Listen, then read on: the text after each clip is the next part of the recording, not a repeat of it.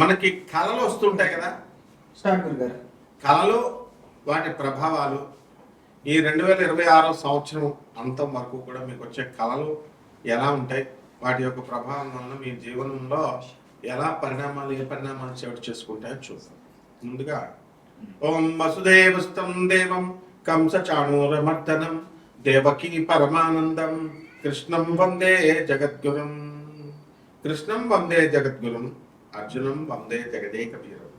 ఓం శ్రీ రాధాకృష్ణాభ్యాం నమః. మనకి ఏదైనా కొండ ఎక్కుతున్నట్టు కళలు వచ్చినాయి అనుకోండి, ఏమండి బాబాయ్ చచ్చిపోతామండి, కొండ ఎక్కుతున్నట్టు కళలు వస్తున్నాయండి అని చాలా మందికి సందేహాలు వస్తాయి. కొండ ఎక్కుతున్నట్టు వస్తే మీరు జీవితంలో పైకి వస్తున్నట్టు లెక్క. ఏమంటే నీళ్ళు వచ్చినాయండి కళ్ళలోకి, ఏమంటే నీళ్ళు వస్తే అందులో తెల్లగా నీళ్లు ఉన్నాయనుకోండి, బురద నీళ్ళు కాకుండా మీ యొక్క సమస్యలన్నీ కూడా పరిష్కారం అయిపోతున్నాయి అని అర్థం. అలాగే బురద నీళ్లుంటే కష్టాల్లో కూరుకుపోతున్నారు అని వస్తాయి. చాలా మందికి చూడండి, దేవలోకంలోనో ఏదో ఒక లోకంలో ఉన్నటువంటి మహాకాళి గుడి, కనకదుర్గాదేవి గుడి ఇది కళ్ళలోకి వస్తున్నాయండి అని చెప్పి చాలా మంది శిష్యులు నాకు చెప్తూ ఉండేవారు. అది ఎలా ఉంటాయంటే నీళ్లల్లో, నదుల నీళ్లల్లో, ఆ గుడి ఎక్కడో ఉంది, కొన్ని 100 ఎకరాల్లో ఉన్నట్టుగా పెద్ద ప్రాంతం, నది నీళ్లు వచ్చేస్తే ఆ నది పైన తేలుతూ ఆ నది దాటుతూ ఉంటే అక్కడ కాళికాదేవి, ఆ పక్కనే దుర్గాదేవి బొమ్మలు గుడి లోపల. అద్భుతం అసలు. అలాంటి ఈ కళ దేవతలు కళ్ళకు వచ్చారనుకోండి, నీళ్లు మీ కష్టాలు త్వరలో పోతున్నాయి అని. అలాగే రైలు ప్రయాణము, విమాన ప్రయాణము, బస్సు ప్రయాణం వచ్చిందనుకోండి, మనకి ఇంకా టపీ మన యమధర్మరాజు దగ్గరికి ప్రయాణం చేస్తున్నట్టు ఫలితం అన్నమాట. అలాగే మనకి చిన్న పిల్లల కళ్ళకు వచ్చారనుకోండి, మన పెద్దవాళ్ళు చెప్తూ ఉంటారు, చిన్న పసిపిల్లలు వస్తే కనుక గాలి కళ్ళలోకి వచ్చినాయి, దెయ్యాల కళ్ళలోకి వచ్చినాయి అని అంటూ ఉంటారు. అలాగే చక్కగా మనకి ఎప్పుడూ కూడా పర్వతాలు, దేవతలు వీళ్ళందరూ వస్తున్నారంటే ఏంటంటే మనకి కేతు గ్రహము మన జన్మ లగ్నములో కానీ జన్మ రాశిలో కానీ వచ్చినప్పుడు దాని యొక్క ధర్మం వలన మనకి అలా వస్తుంది అని అర్థం. అలాగే కొంతమందికి శ్మశానాల కల్లోకి వస్తుంటాయి. ఆ శ్మశానాల కల్లోకి వస్తూ ఉంటే మనకి ఏమవుతూ ఉందంటే మనకి గాలి ధూళి అని అనుకుంటాం. అది చెడ్డో తెలీదు, శ్మశానం కల్లోకి వస్తే మంచి తెలియదు, భయం వేస్తుంది ఒక పక్క నుంచి. అంటే శివుడు శవం కల్లోకి వస్తుంది, శివుడు అనమాట. మరుభూమి కైలాసం కల్లోకి వచ్చినంత గొప్పది అనమాట.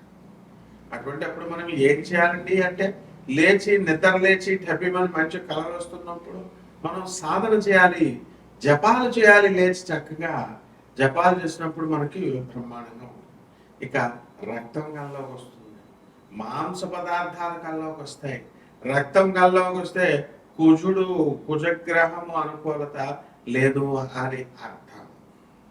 ఇంకా ఏదన్నా ఎవరన్నా మటర్ చేసేసినట్టు కానీ, లేకపోతే చేపల్ని కోళ్ళని కోసేసినట్టు కానీ, మేకల్ని వీటిని ఇవన్నీ కూడా మన కల్లోకి వస్తే కనుక త్వరలో మనకి యాక్సిడెంట్లు జరగబోతున్నాయి, లేకపోతే కొన్ని అప్పల బాధలు జరగబోతున్నాయి అని అర్థం అన్నమాట.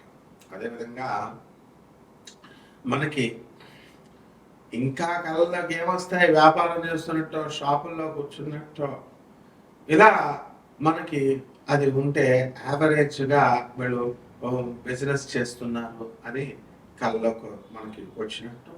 అలాగే స్త్రీలతో రమిస్తున్నట్టు కళ్ళలోకి వస్తాయి. ఆ రమించడం అనేటటువంటి కళ చాలా మంచి కళ అన్నమాట. కాబట్టి మనకి ధన లాభము, అలాగే అశుద్ధము, మనం ఎక్స్క్రిషన్, మనము అశుద్ధ పదార్థాలు, ఆవు పేడ, మనిషి పేడ, ఇలాంటివన్నీ కూడా కళ్ళలోకి వస్తే మనిషి అశుద్ధము, ఇవన్నీ కూడా ఏమవుతాయంటే అండి మనకి త్వరలో ధనవంతులు కాబోతున్నాము. అలాగే చేపల కళ్ళలోకి వచ్చినాయి అనుకోండి, చేపల కళ్ళలోకి వస్తే ఆ చేపల త్వరలో మనకి కష్టాలు ఈదుతున్నాము అని అంటాం. పాముల కళ్ళలోకి వస్తాయి, పాముల కళ్ళలోకి వచ్చినప్పుడు దేవతా జాతి సర్పాలు కనుక మనకి కళ్ళలోకి కనుక వచ్చినట్లయితే మనకు తప్పకుండా మనకి కష్టాల నుంచి మనం విముక్తులవుతున్నాము అని అర్థం. అయితే పాము మామూలు ఆర్డినరీ పాము కనుక కళ్ళలోకి వస్తే ఒక దెయ్యము కళ్ళలోకి వచ్చినట్టు, గాలి స్పిరిట్ కళ్ళలోకి వచ్చినట్టు.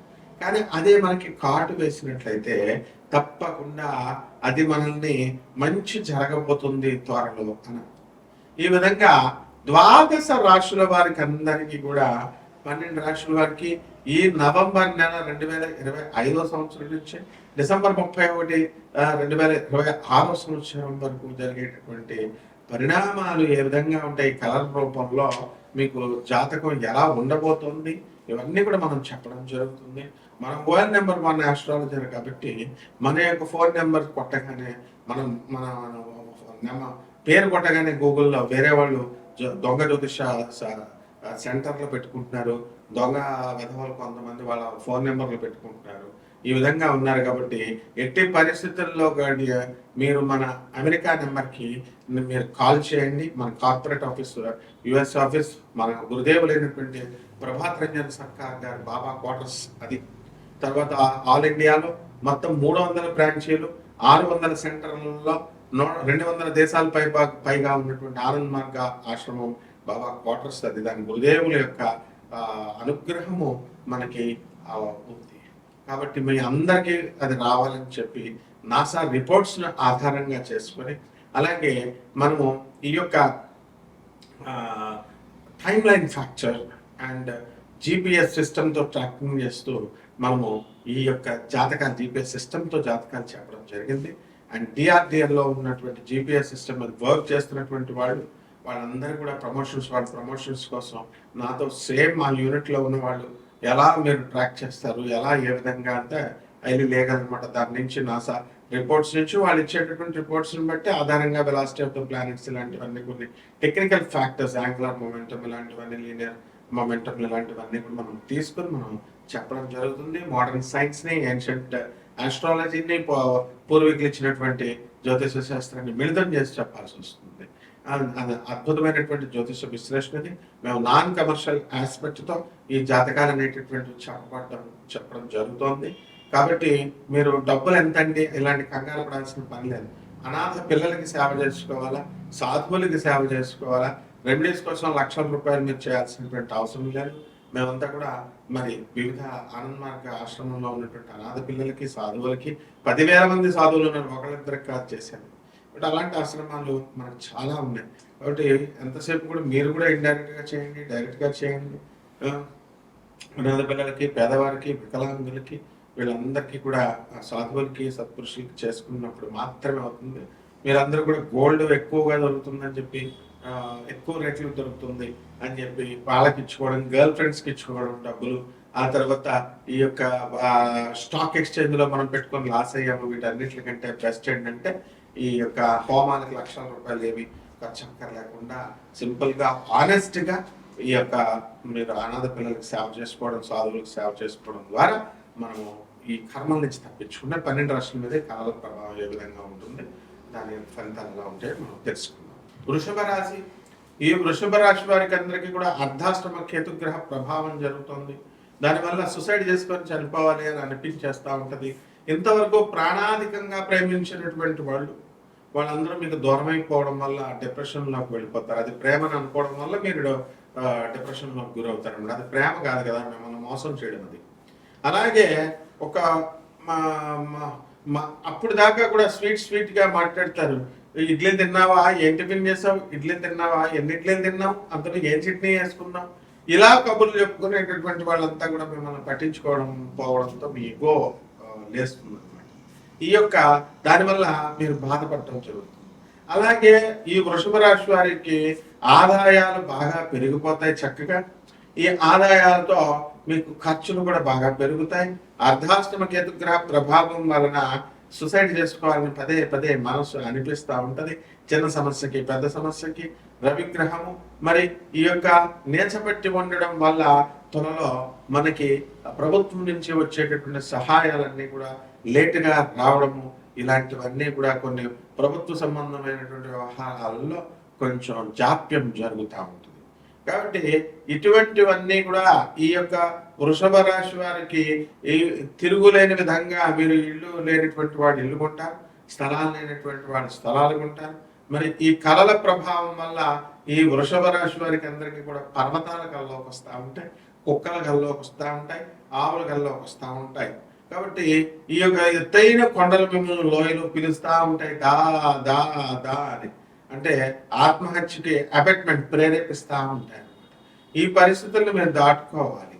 కాబట్టి ఈ మీరు చేసినటువంటి కర్మే మిమ్మల్ని మళ్ళీ తిరిగి మీకు వస్తుంది అనేటటువంటి విషయాన్ని మీరు దృష్టిలో పెట్టుకోవాలి. కాబట్టి ఈ యొక్క రాశి వారికి అందరికీ కూడా మనకి ఫోన్లకి సంబంధించి మనము అనేకమైనటువంటి యాప్స్ ఉండడం వల్ల మీరు చూసుకుంటూ మనం పిల్లలందరూ కూడా, పిల్లలు పెద్దలు అందరూ కూడా చెడ్డ వీడియోలు చూడడానికి ఎడిక్ట్ అయిపోతారు. కాబట్టి ఇలాంటి ప్రేమలు, ఇలాంటి అంత కామము, ఈటింగ్ అండ్ మేటింగ్, వృషభ రాశి వాళ్ళకి అసలే కామ పిశాచుల్లాగా కొంతమంది తయారవడానికి అవకాశాలు ఉన్నాయి. కాబట్టి ఎట్టి పరిస్థితుల్లో కూడా ఈ కళల నుంచి సిగ్నల్ ఇస్తుంది. ఒక స్త్రీ మిమ్మల్ని తరిమి కొట్టడానికి చూస్తుంది. But be careful. ఏం పరిహారాలు చేసుకుందామో చూద్దాం. ఈ రాశి వారు మనకు వచ్చినటువంటి కళల్ని క్రోడీకరించిన తర్వాత రావి చెట్టు చుట్టూ తిరుగుతూ పగలు 6 గంటల సూర్యోదయం అయిన తర్వాత నుంచి మళ్ళీ సూర్యాస్తమం 5:30 లోపల మాత్రమే ఓం శనేశ్వరాయ నమః అంటూ రావి చెట్టు చుట్టూ ప్రదక్షిణ చేయాలి. మొట్టమొదటిది. ప్రతిరోజు కనుక చేసినట్లయితే రోజుకు 11 సార్లు, శనివారం నాడైతే 108 సార్లు చేయాలి. ఇకపోతే రెండవది వచ్చేసరికి మారేడు ఆకులతో శివలింగం పైన మీరు వేసుకుంటూ ఓం నమః శివాయ అంటూ మీరు శివుడికి అభిషేకం చేసుకోవాలి. దేవాలయాలకు వెళ్ళాల్సినటువంటి అవసరం లేదు. కుదురును వెళ్ళండి, లేని వాళ్ళు ఇంటి దగ్గర చేసుకోవడం ఓం నమః శివాయ అంటూ. అలాగే ఈ యొక్క దిగంబర శ్రీపాద వల్లభ దిగంబర అంటూ గురు చరిత్ర పారాయణ చేసుకోవాలా. ఈ మంత్రాన్ని ఉచ్చరిస్తూ మీరు దత్త ప్రదక్షిణలు చేసుకోవాలి. గణగాపురంలో ఉన్నటువంటి దత్తాత్రేయ స్వామి వారి యొక్క దర్శనం మీరు చేసుకోవాలా. ఆ గురువు యొక్క అనుగ్రహం చాలా అత్యంత ఆవశ్యకతమైనటువంటిది. అలాగే నల్ల నువ్వుల్ని కిలో పావు, నల్లని వస్త్రాలని ఇచ్చి పేద బ్రాహ్మణులకి శనివారం నాడు ఉదయం 8 గంటలకి దానం చేసుకోవాలి. అలాగే సున్నండల్ని, మనము మినపపిండితో చేసినటువంటి సున్నండల్ని లేదా మినప రొట్టెల్ని, మినపతో సంబంధమైనటువంటి ఆ పౌడర్లన్నింటినీ కూడా పేదవాళ్ళకి దానం చేయాలి. ఈ విధంగా మిరియాలని, కొంచెం ఉప్పుని తీసుకొని దేవుడి దగ్గర నైవేద్యం పెట్టి దాన్ని బలిపీఠం పైన గుడి దేవాలయంలో ఉన్నటువంటి బలిపీఠం మీద వేసేయాలి. ఈ రకమైనటువంటి ఇవన్నీ కూడా పరిహారాలు చేసుకున్నట్లయితే ఈ రాశి వారి అందరూ కూడా బ్రహ్మాండంగా ఉంటారు. శుభమస్తో.